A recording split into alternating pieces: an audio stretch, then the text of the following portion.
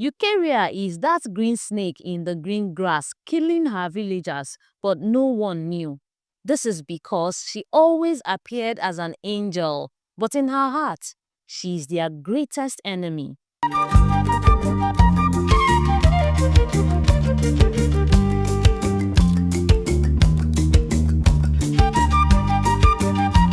Eucharia was a pillar in Ifite village, and not just because of her services in the church, but also her roadside food stall, popularly known as UK Kitchen, and her food was the best in Ifite. She was a single woman in her early 40s. As a teenager, her dream was to marry and raise a family. She had always pictured a life filled with the laughter of her own children, but fate had a cruel sense of humor. The only man who had ever truly captured her heart, a kind and ambitious young teacher, Chede, died mysteriously barely a week after their families had started marriage rites. Since then, no other man had ever sought her hand in marriage. And now, she is 42, unmarried and without a child. Every Christmas, the season of weddings and homecoming, was a peculiar torture. She would sit at the grand ceremonies of girls who were 10 or even 15 years her junior, watching them radiate a happiness she felt had been unjustly stolen from her. She didn't really give it much thought until one fateful afternoon. Ngozi, a young woman from her village, visited Eucharia at home with an invitation card to her wedding. Eucharia, offering what she thought was a wise counsel, advised Ngozi to pray before her marriage day to make sure that the man is truly her husband. But Ngozi replied, "If it was by prayers, you should have been married." Those words hit Eucharia, and later that day, she looked at her reflection in a dark window and saw herself as a soul starved of love and burning with resentment.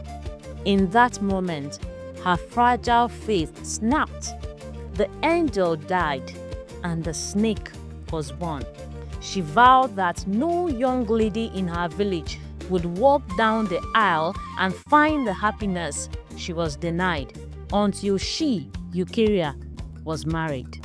The next day, Eucharia, disguised, went far into the forbidden depths of the forest, heading towards the shrine of devout, a native doctor renowned for his potent dark powers. She explained her desire. "No young girl will ever marry or bear a child until I do." Devout gave her dried up leaves, instructed her to grind it into powder and mix into her food. Whoever eats the food prepared with it will find sorrow. Eucharia returned. She mixed the powder into her cooking oil and started preparing her food.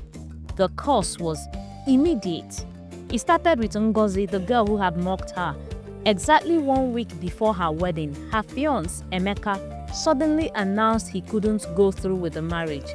He gave no reason, only a cold, decisive breakup. Ngozi was devastated. Then came the others. Amara's wedding was cancelled. Engagements were being broken. Eucharia, meanwhile, was flourishing. She seemed younger, healthier, and her counsel in the church was sought after even more. Ironically, because she was a strong woman of God, who seemed untouched by the bad luck. She would sit with the weeping, heartbroken young women, holding their hands, offering scripture, and praying for their deliverance. She was the angel they ran to for help, the one who prayed against the evil, while she was the root of the evil itself. However, one person remained immune, Ogechi.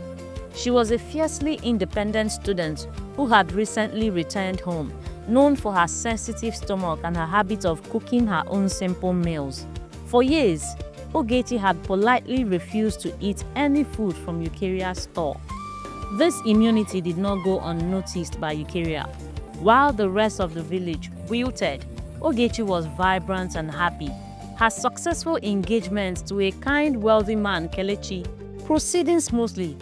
This angered Eucharia more than any public insult. Eucharia tried subtle ways to get to her.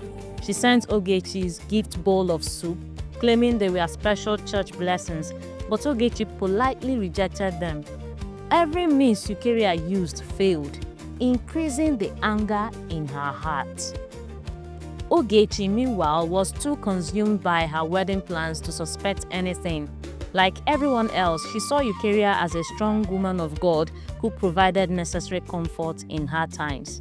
Ogechi's mother, desperate for the wedding to be perfect, convinced her daughter that they needed Eucharia's services. So Ogechi approached Eucharia's store with the catering offer. Eucharia's heart rejoiced. Her greatest threat had willingly walked into her trap. She smiled and promised to put her entire heart into every dish.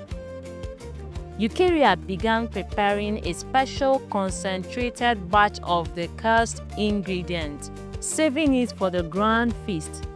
Ogechi, confident and happy, was about to consume the poison that had destroyed the lives of every other young woman in Ifite.